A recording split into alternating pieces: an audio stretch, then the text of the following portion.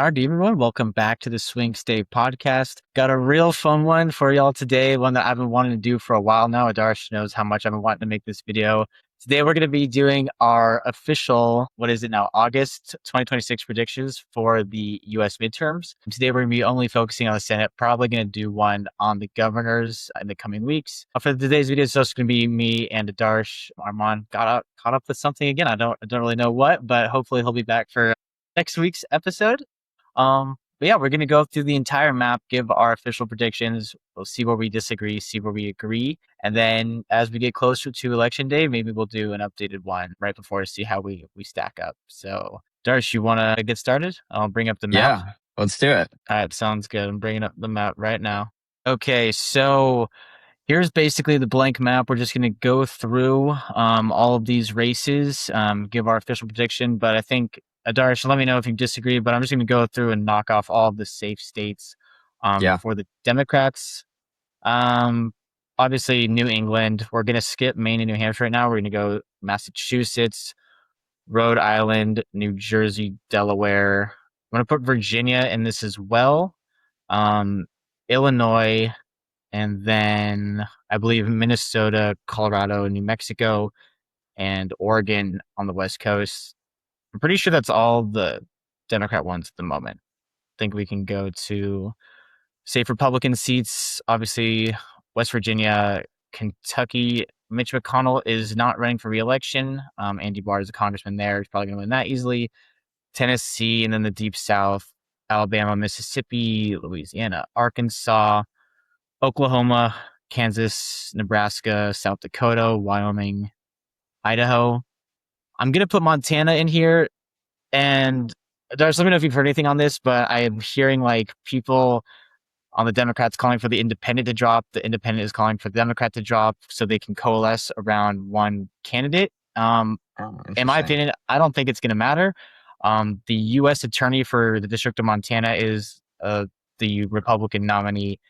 This isn't going to be close, in my opinion, no matter what. Regardless of who they coalesce around, I'm putting it in safe red. Did you agree? I don't think. Yeah, this is going to be a problem. Yeah, and I don't necessarily think that I have like a view there. I don't think I've really heard anything about that. So it's interesting to see if they're actually able to do that. But I think that like doing that in theory is different than like actually translating to the general. So I kind of agree with you there that that's kind of a safe red. Perfect. Okay. And then again, let me know if you disagree. I'm putting South Carolina in here, even though I believe Lindsey Graham's sister, Darlene Graham, she is officially running. I don't think this is going to matter, even though she's not incumbent at South Carolina. The Democrat is not a very strong candidate. I'm putting that in safe red as well. And then I think the last one, Florida, I'm thinking. Ashley Moody's the current senator. She was the former Florida Attorney General after Marco Rubio got picked for Secretary of State. People like this has been going red every single year, going more to the right. I think the only competitive seat, I guess, is more of the governorship than the Senate seat. So I think at the moment, this is kind of the most accurate depiction for the safe seats at the moment. Yeah, and clearly that leaves a lot of room to play here. We got a lot of room to play with. Interesting ones to talk about. Yeah, a lot of room to play with. Okay, so do you want to start from, I guess, east and move west? Yeah, pick a state off and let's go. All right, let's go with let's start with Maine. Now for this one, let me know if you disagree. I think Susan Collins is still going to win this seat, even though Troy Jackson now has replaced Graham Plattner. I do not think that he is a strong enough candidate, especially due to the timing as well, for him to unseat Suzanne Collins. I think Susan Collins is just too strong of a powerhouse. She's an absolute institution within the state of Maine. She has that moderate voting record. I think a lot of Democrats are kind of harping on her for voting for Supreme Court nominees that overturned Roe v. Wade. I don't think it's enough, though. And she always overperforms in her actual election results than what the polls show. And, I think in her last race, Sarah Gideon was the candidate. I think she was winning by like 5 to 6 percentage points in the polls, and then Susan Collins wins by 8. So I don't know what it is with Maine, but the polling is absolutely horrendous there for Susan Collins. I think it's gonna be still a red seat come November. Yeah, yeah. I mean, that's where I had it on my list. I will say, I feel like Troy Jackson has done a lot better than I expected, and I feel like that's kind of what makes this race interesting. You know, his profile. He's a fifth generation logger or something like that, former Maine Senate president. So he kind of brings that like working class friendly profile that I think is kind of helping Democrats build a little bit more of a credible challenger they had than when, you know, when the field was kind of still in flux. But I think the problem, as you kind of mentioned, is he just came into this race so late. And the other thing to kind of mention is he already also has the baggage of not like he's lost the governor's race. And so now he also has to build a statewide kind of general election in a very short window while kind of also reeling with that loss. And so I feel like personally, just Susan Collins, she just has the structural advantage here. She's the incumbent, stronger statewide brand. And I think, like you mentioned too, there's been comments about her in terms of her Supreme Court nominees, but I don't think she's generally that controversial, especially when you compare it to some of the other like Republicans on the national field. And so, at the end of the day, I think that's kind of why I feel like Maine still feels red. You know, Colin just started off in a better general election shape, and so even though Jackson kind of made this a little bit closer. Well, I feel like I mean, we're politicos, so like we are always keeping up with this stuff. But you know, if you are just like not really into politics, and but you know about Graham Plattner, and then you hear he Yeah, drops out, that's not an auto like Troy Jackson voter. That's not yeah, necessarily like, oh, now I'm going to support the next Democrat candidate. So I think you, unfortunately for the Democrats, lose a bit of support doing that. I don't think Graham Plattner would have won, to be fair, just based on all the baggage. yeah, Um, so I just don't think. I mean, dude, the fact that Sarah Gideon was polling at like 5 to 6 percentage points above, and she won by 8 points, and he's what the most recent poll came out. I think in RCP was like Jackson +3. You're not. I'm yeah, sorry, you're not going to win that unless the polling in yeah. Maine has somehow done a complete 180 and is now accurate. So Well, I'm let's be actually real. going to If say, anything, polling's gotten worse, right? Like, let's be real. Polling has just yep, gotten worse. people hate getting polled. So it's only Yeah, the people that show up on election day that matter. I'm going to put this at a lean Republican. I yeah, actually don't even think it's going to be tilt. I think she's going to win by over 5%. I think yeah. she's. I think as of this moment, that's how it's going to be. Obviously, it could change, but that's where we're going. Next one, New Hampshire. Let me know if you agree or disagree. I think that Chris Pappas will win this. Who's the Democrat? He's running against John Sununu, who is I think he's the brother of the former governor Chris Sununu. It's weird. Like New Hampshire has like Republican governors, but on the Yeah. federal level, they have like Democrats. So I don't think that's going to matter. I think even with the Sununu name recognition, he's also a former senator. I don't think it's going to matter. I think Chris Pappas wins this one. Yeah, I mean, that's exactly where I had him on my list. I think he's just his policy pitch is like very New Hampshire, right? He's just focused on lowering costs, presenting himself as a pragmatic small business Democrat. And I think on the Republican side, you know, you have because I don't think this primary has happened yet for the Republicans, right? I think that happens still next month. So I think there's still two Yeah. Republicans in play, John Sununu and Scott Brown. I think they have pretty honestly like similar policy lanes. It's just the branding is kind of different. I feel like Sununu, I think he comes from like a pretty prominent New Hampshire Republican family. He's kind of, you know, your traditional conservative. I think his Brown, dad was a however, governor too, and a senator. yeah, His brother was governor. I think his dad was a senator. yeah, it's like a dynasty So type yeah, situation from New and Hampshire. It's like literally what.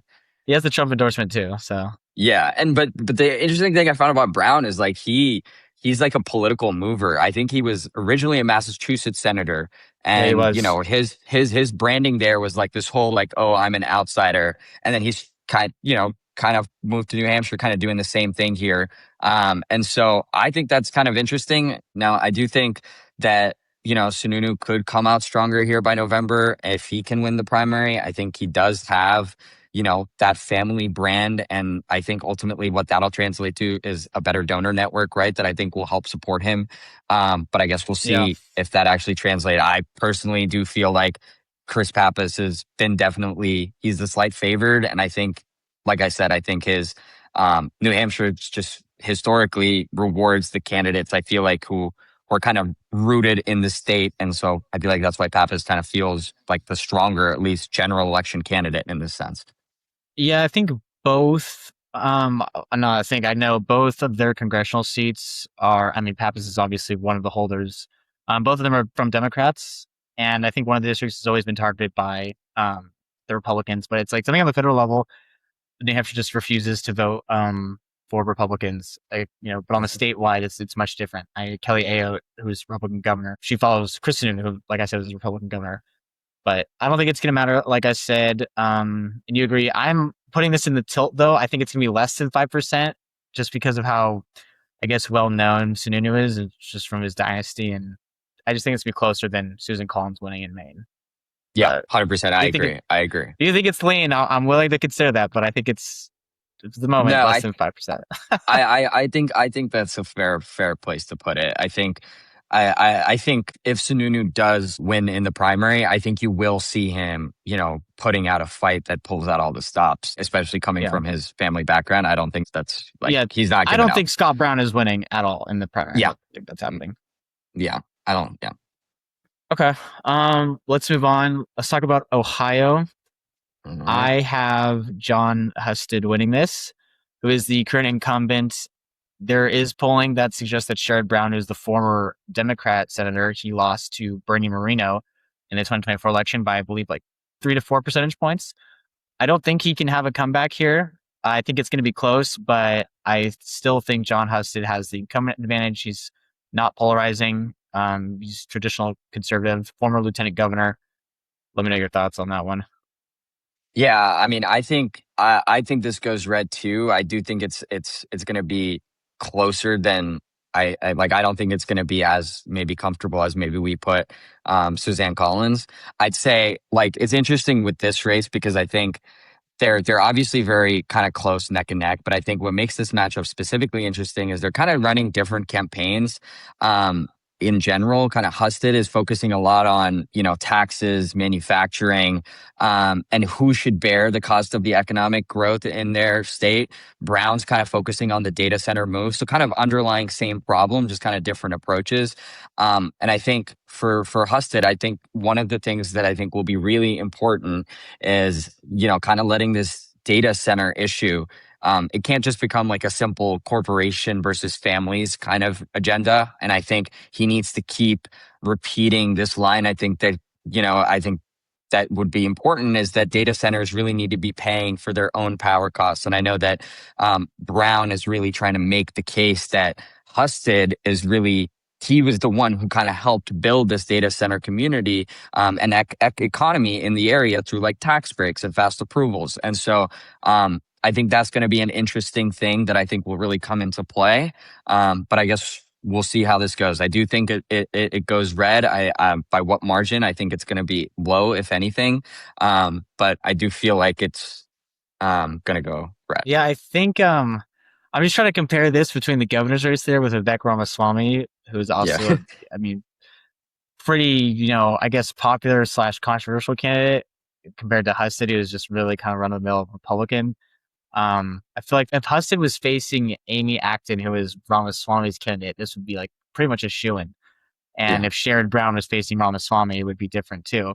But the fact that their respective candidates are the way that they are, it's kind of giving me kind of some confusion. But I'm going to say this is less than 5% for Husted. Yeah. With like New Hampshire, I could also see this kind of being a lean, maybe. But as of right now, I think this is kind of a tilt red Yeah. state, which is. Oh, well, right. We also have to remember Ohio's been moving to the right, just like Florida, since really 2016. So I don't think Sherrod Brown is going to be able to reclaim his seat there just based off the demographics. Yeah. Um, Have yeah, I mean, I haven't looked into this, but have we seen anything from JD Vance in terms of is he doing anything in Ohio to help out or anything like that?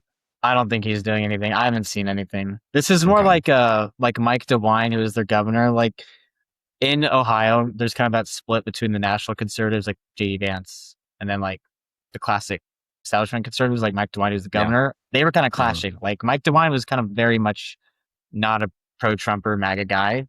And so Husted as his lieutenant governor is much more in vein with his cut of politics than JD Makes Vance. sense. So haven't really. I haven't really seen the overlap there, but Yeah, Mike DeWine is pretty popular. So all said, I think it's going to be like less than 5% though. that's fair. I can Um, live with that.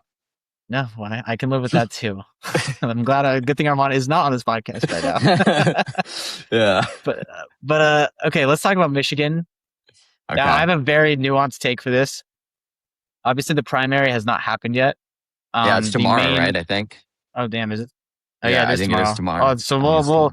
when this video releases, I guess this might change the outcome of my prediction and Yeah. yours too. Yeah.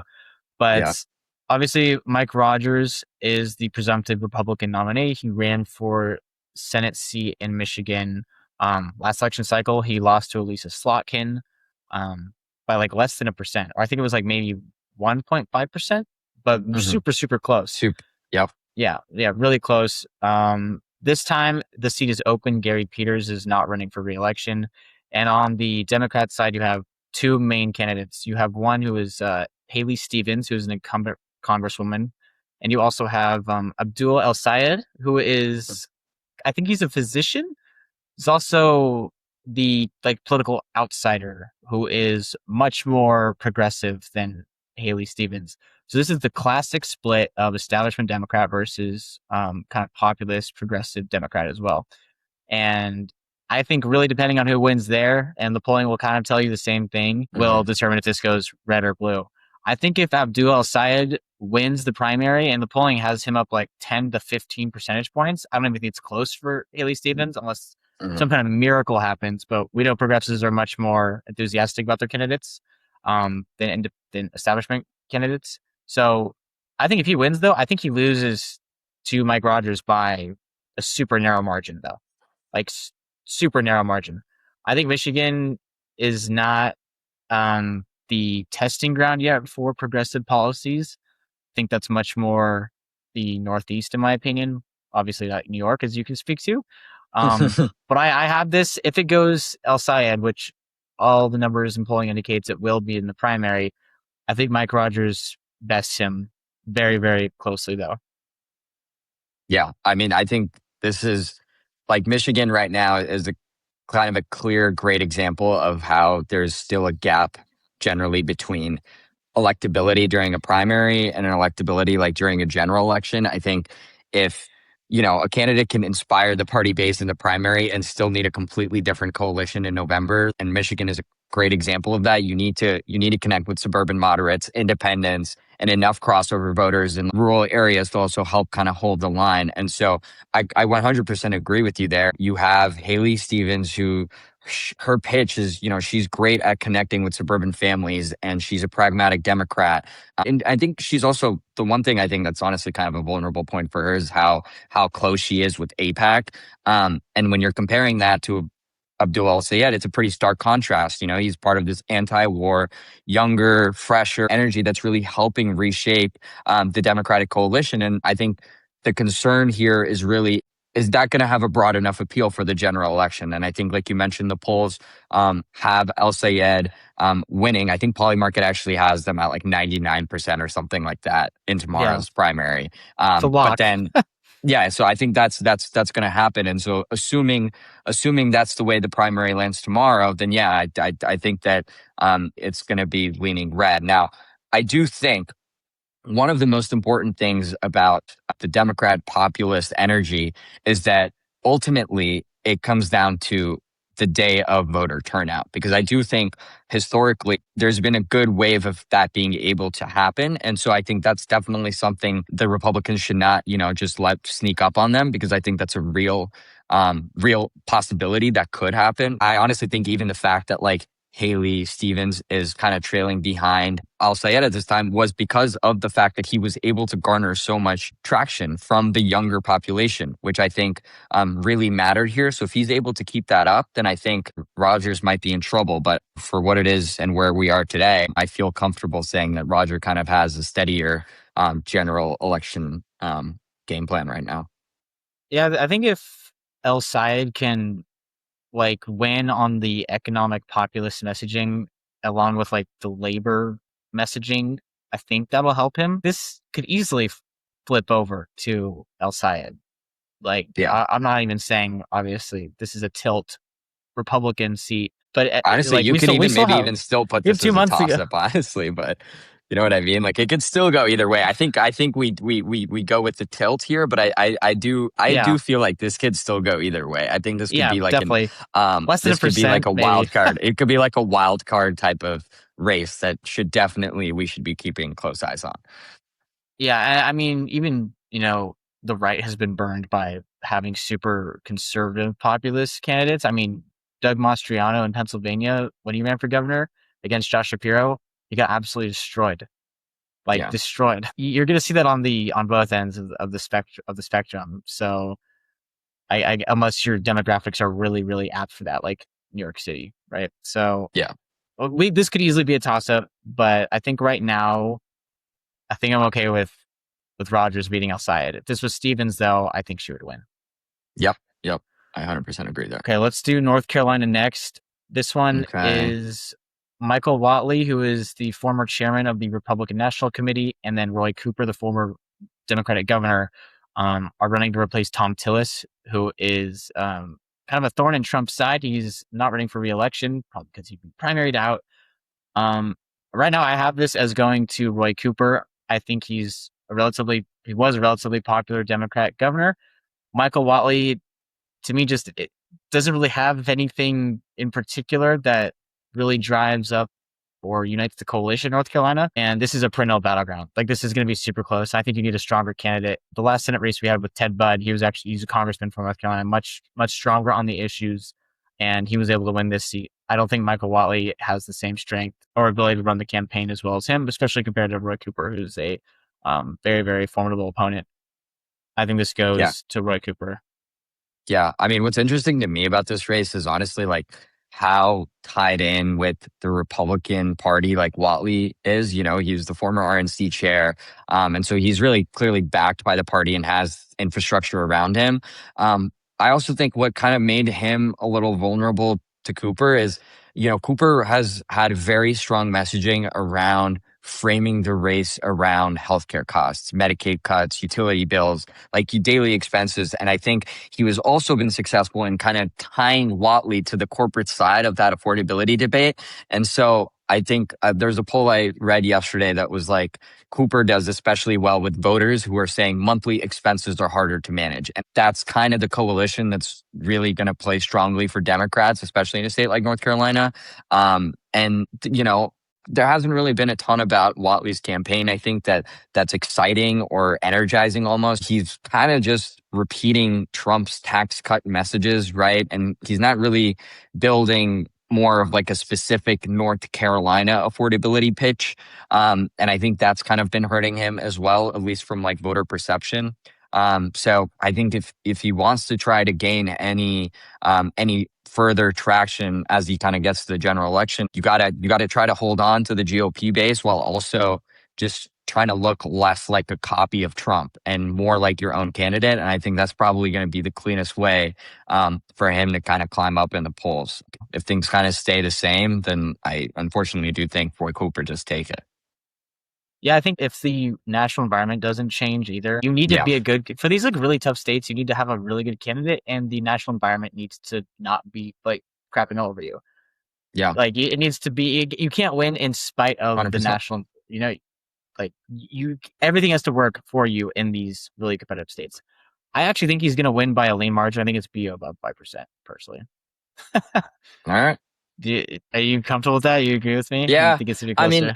I don't I think don't it's think going to Watley be is close. I strong think as needed.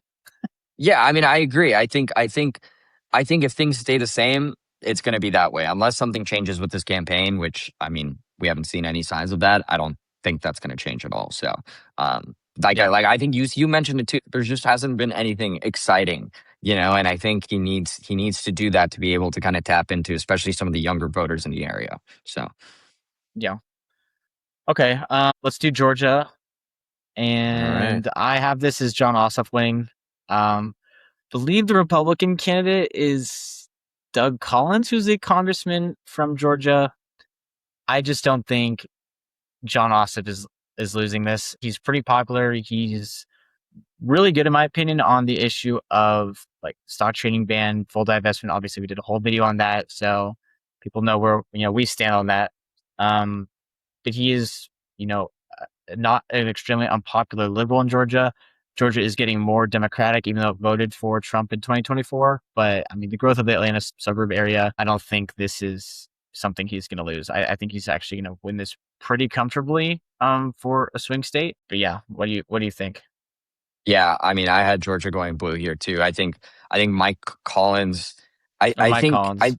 yeah. I Okay, think I think his only path really in this situation to win in the general election is to make Ossoff look too liberal and kind of he's yeah, too tied to the Democratic establishment. That's really it.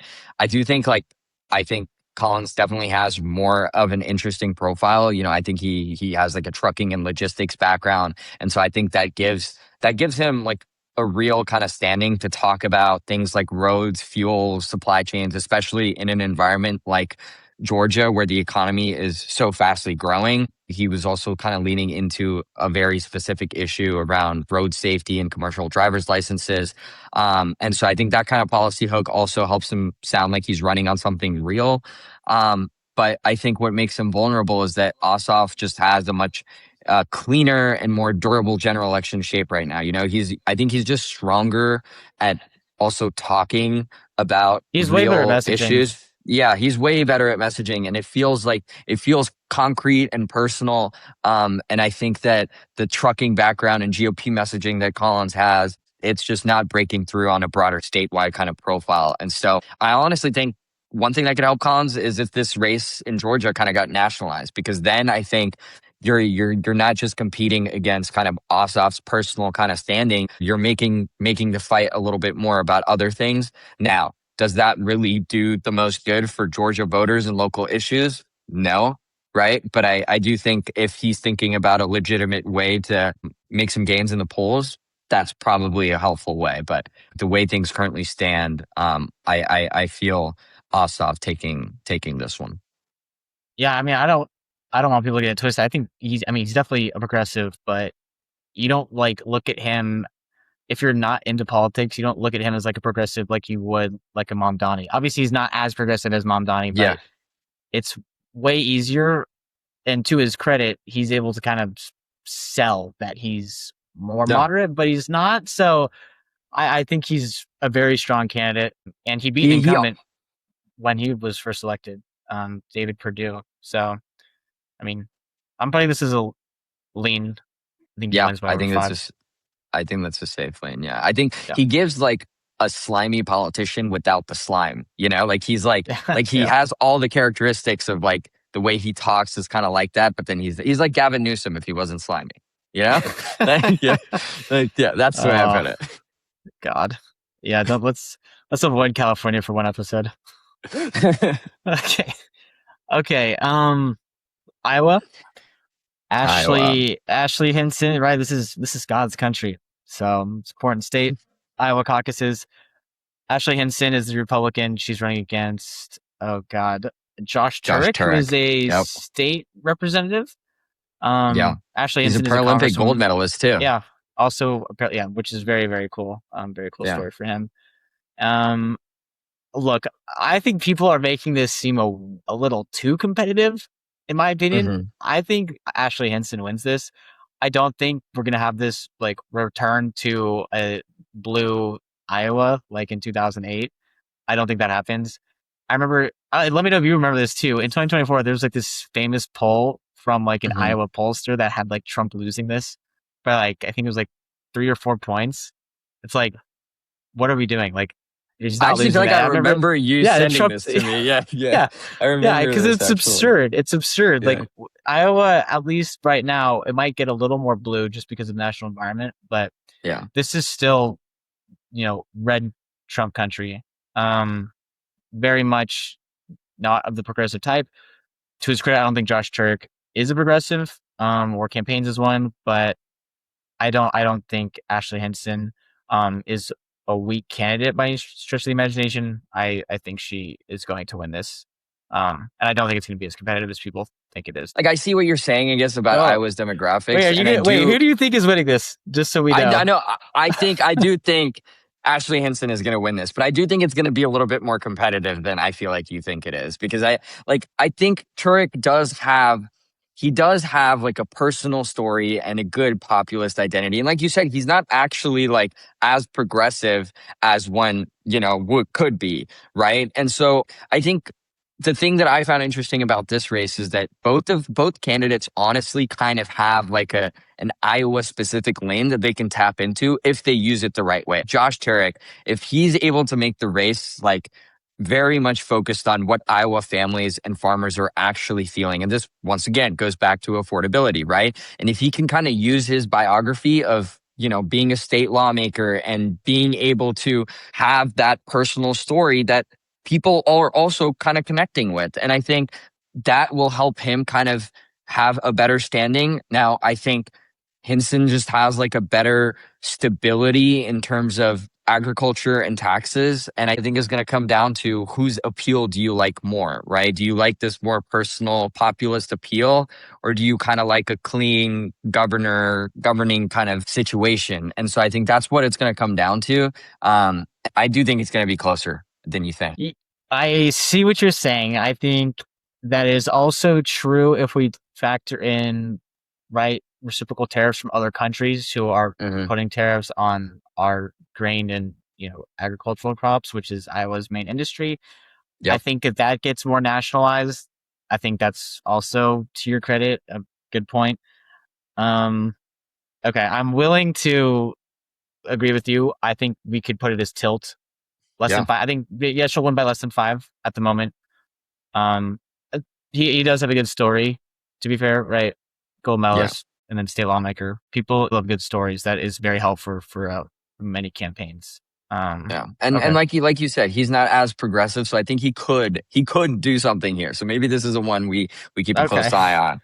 We keep a close eye Yeah. on. I hope I'm not wrong because I'm gonna be like, I need to reevaluate what I'm sending. Yeah. Maybe I'm completely wrong. Who knows? Okay. Maybe I'm giving him too much I credit. think less than five is appropriate for the time Yeah. being. So let's just I'm stick good with with that. that. We can align there. Okay. Last two. Let's do Texas. Oh, All God. right. Like to this at this very moment, I'm still kind of deciding who I think is going to win at the moment. All right. I mean, I I have a view. I mean, I personally feel like Let's just yeah. Texas You is go. going to go. I think it's going to stay red. Okay. I was gonna say it's Yeah. Talarico. It's the thing is like they're You go. like Yeah. What do you think? the two people in this race, James Tallarico, Ken Paxton, they're the two central figures here. And I think the reason why this is super interesting is even though like Tallarico might be like ahead or maybe even near even in some of the polling, Texas is they just have a Republican baseline that I think makes a red outcome here very plausible. All Paxton just needs to do is hold the GOP together and keep the race from turning into like just his baggage. We talked about this in a previous episode too, how Yeah. his baggage might be a real concern in the general election. And that's pretty clear here, right? They're both taking kind of different approaches. I think one underrated piece of this race is I think how both candidates are tracking with Latino voters, especially around affordability. Tallarico has a clear edge there in the polling. If which suggests like his cost of living messaging is clearly better than the usual Democrat message, at least in this part of the electorate. And I think that's definitely one of the reasons he's running so well. And Texas still kind of leans Republican, but that's one area where he's been making a lot of strides. I think Paxton just needs to keep Republicans from peeling over his baggage and just convince enough voters that his campaign is actually about the border, abortion, and order rather than just like personal controversy. Because I think those are real issues that Texans care about. I think they're just having a hard time getting to that messaging because all you hear about and all people are focused about is his baggage, which fair, He understandable, has but a I lot of think baggage. he does have a lot of baggage, and I do see that. But I think flipping a state like Texas personally is going to be really hard. I will say this is, I think, the one state where I wish Armand had his opinion because I think he'd have some strong ones here.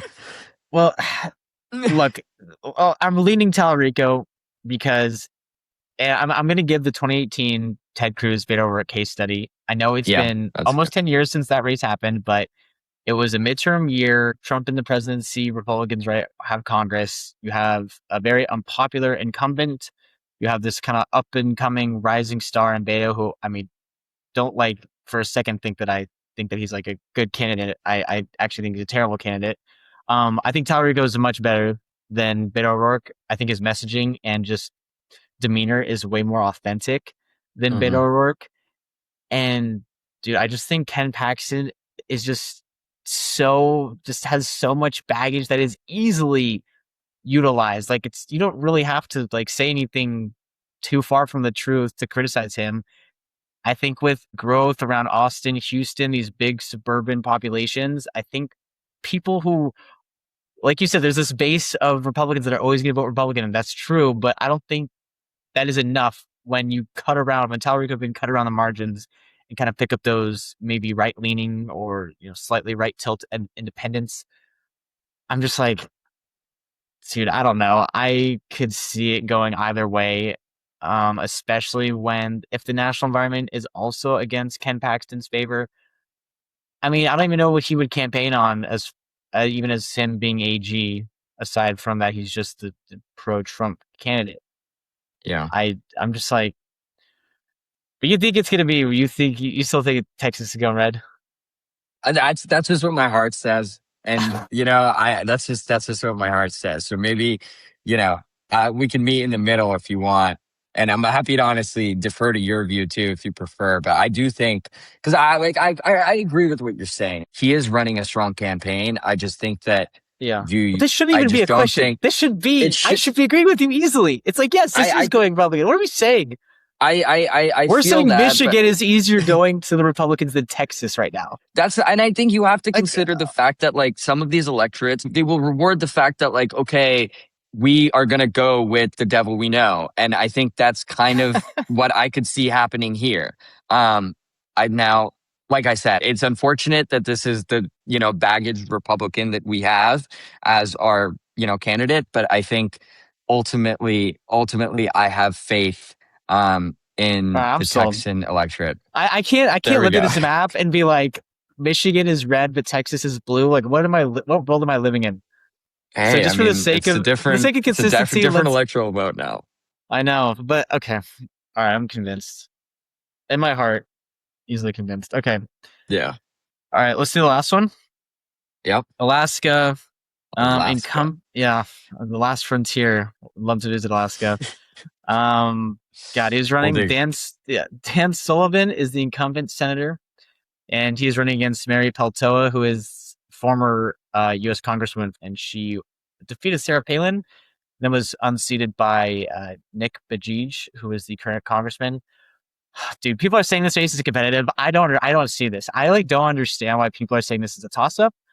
I could see maybe him, winning by a few points, but I don't think she wins this. I don't see how she's being an incumbent. I don't see Alaska trending blue enough to where she's going to win in the ranked choice voting. There's a weird thing where there's like another Dan Sullivan on the ballot, but that's like not really, in my opinion, a huge spoiler. Um, I don't think this is going to be blue. And I might just be super, super off base here because everyone that I've looked at thinks this is a toss up. So, so I think I had this as going blue on my list. oh, okay, Yeah, okay. All right. I mean, Save the best for I last. mean, yeah, I mean, I think 'cause the thing is like you have Peltola kind of leading in the polls. And she feels like honestly, like an Alaska candidate first and like this national Democrat second. Alaska historically cares about this independent profile that I think maybe Dan Sullivan is just not resonating with anymore. The other thing that I think is really important to mention is she's been able to fundraise a lot more money. I don't know if you saw this thing, but Elon Musk is now trying to donate like a bunch of money to help some of these midterm elections. And I think there were like 5 states that were reported by the New York Times. Alaska's on that list. So I think it's definitely a state that people are kind of definitely a little worried about. And yeah, like, and I do think that the naming situation is actually I think it'll be a bigger deal than you think it will be because you have to understand that like people are kind of silly sometimes, like they may not read every word on the page. And so they might miss the middle name. And listen, like I've done that on forums personally before too. I'm sure you have. Like we're not all perfect. And so I think that's a real issue. Okay, I take back real issue. It seems like something that is Well, it clearly is an issue. intended They, to to be fair, his campaign asked the Department of They said Elections no, to right? remove it. Yeah, they were like, They no. said no. They said no. Yeah, because I mean, Well, no, no, technically, no. I don't think you They said can, yes, right? and then the court said you have to put it back. But they're saying that Dan Sullivan, they're like labeling his name as like they're giving it some sort of extra emphasis that he's like the current incumbent senator, which they'd never done Okay. before. All right. Well, I So, mean, hopefully I that mean, doesn't really affect it, but so yeah, so I wanted to bring up the money thing because I think Elon Musk pouring in money here might help, but the other because I think that's the key thing here, right? Is if they can maybe help kind of bridge that fundraising gap, maybe Dan Sullivan's message gets out there a little bit more.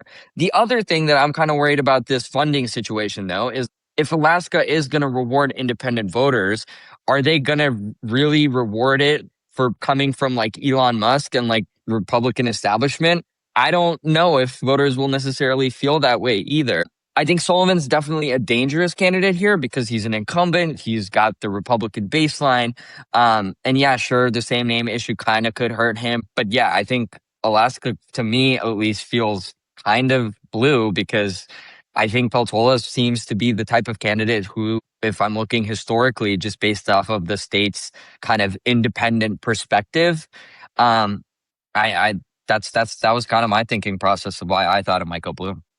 well, see, I would agree with you if she won re-election in 2024, but she didn't. The only reason she won in 2022 is because of the ranked choice voting system and because of the unpopularity of Sarah Palin. And they split the votes. Nick Bajij and Sarah Palin in 2022 split the votes, and she was able to capture enough of the second place votes to win in the final round against Sarah Palin. You do that in 2024 with Nick Bajij when there's no spoiler, she loses. It's close. She loses by 3. To Fair. be fair, she's also an Yeah. incumbent. But to your point as well, like yes, Alaska is super unique, especially at their state lawmaker level. I don't know if you know this, Yeah. but in their state legislature, they have like a governing coalition between Democrats and like I think moderate Republicans. So Oh wow. I think people might assume it's like all Republican. It's not. It's Yeah. very unique, and you don't really see that in a lot of other states. Hmm. Again, to your point as well, Dan Sullivan actually this is only his first term. He unseated another Bajij. It's like another family dynasty up there in Alaska. Yeah. Of And course. exactly. So it's the incumbency is not as strong as Yeah. I people mean, may but think, but I don't know. that's I the mean, point, right? oh That's the god, I point, right? mean, If the incumbency isn't as strong either, right? Like, then I think then that if it's clearly even in play, right? Then I think that maybe he didn't do as great of a job as Alaskan voters had initially hoped when they voted him in the first time. And I think that's maybe why it's getting a little bit more competitive, at least. yeah, I just oh god. I mean, Maine has ranked choice voting. Alaska has ranked choice voting. I mean, do you think They're ranked both choice, in. I mean, it doesn't, It's does how that she even, won in 20. It's how she won in 2022. but that Just doesn't to be affect fair. anything here, right? There's only two of them. Or, I mean, I guess depending on, yeah, I guess Well, no, that's no, because fair. if no one wins a majority in the first round, the other candidates, right? There's like the other Dan Sullivan, and then like Oh, the other people. If no one wins a majority, yeah, those yeah, yeah, you're people's right. You're second right. choice votes go to like the next candidate The next in the person on next that, round. yeah, yeah. So it's because Sarah Palin was unable to win a majority outright in 2022. And I think the Nick Bajij voters ranked Nick Bajij and then Mary Peltola. Yeah. And so they were able to go to Mary Peltola that she Sure. won. So oh God. All right. You know what? I'll put it at tilt blue. All right. But again, this is just like I'm like, what am I looking at? I'm looking at Alaska as a blue and Michigan is red. But I mean, like you said, it's a Hey, things change.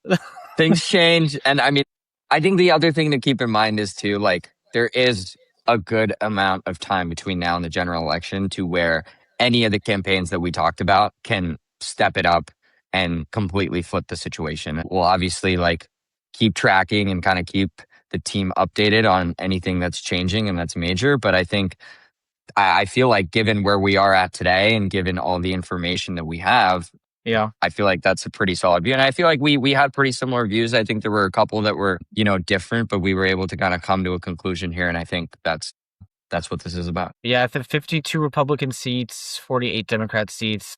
honestly, all things considered, it could go like easily a sweep for either party. Like Yeah, we saw how many were tilt. If you sweep all those, like you're sitting in a much more comfortable position. We might finally get to say that past in yeah, 2026 if we can get our act together on a national scale. yeah, So yeah, I'm comfortable with this.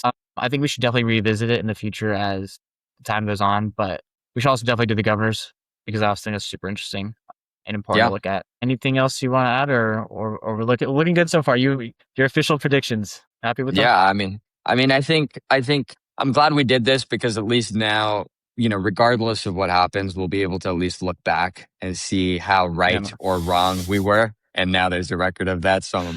that'll be There's now good a for us permanent to record of revisit that. how either really smart or really dumb we are about Yeah, our election predictions. yeah. So The one thing I will say though, I feel like the polls get it wrong and they're fine. So if we get it wrong, we're yeah, fine. who So hopefully cares, it right? works It out. does. We're It just here does. to Yeah, it entertain doesn't and matter. provide content. We don't get paid for this, so Yeah, we can mess up sometimes, but yeah. And we're here for the passion and education. That's it. exactly. All right. Yeah. Well, that's going to All right. conclude the video for tonight. I hope everyone enjoyed that. If anyone disagrees with our takes on any of these races, please let us know. I'd be happy to, revisit these in the future. But yeah, thanks everyone for watching. We'll be back next week. Have a good night.